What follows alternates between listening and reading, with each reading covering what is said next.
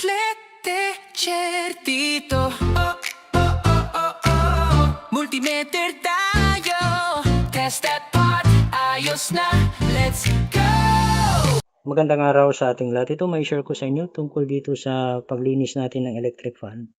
Pag tayo ay naglilinis ng electric fan, syempre nililinis natin itong parts na ito, yung front guard, rear guard, yung fan blade at saka mga lock. Yan po ay nililinis natin. Tapos yung pinakamahalaga ay ito dito.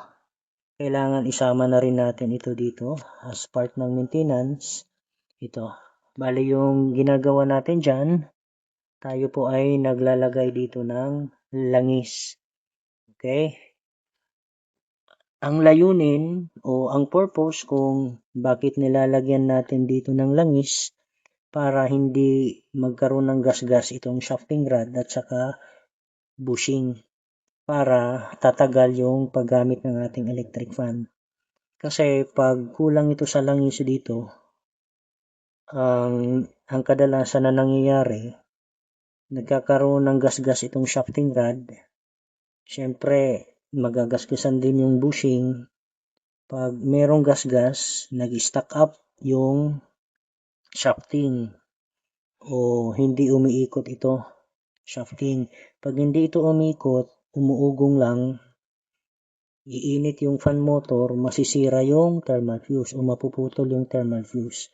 Kung walang thermal fuse ang fan motor, ang mangyayari niyan, masisira yung fan motor.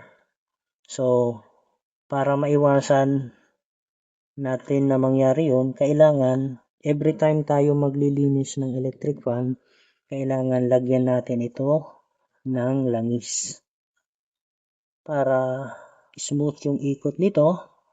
Ulitin ko, para mas matagal yung paggamit ng ating electric fan.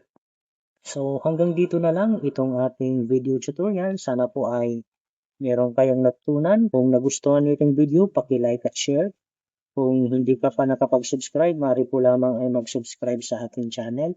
At paki-click na rin yung notification bell para updated ka sa mga bagong upload na videos. Hanggang sa muli, maraming salamat po.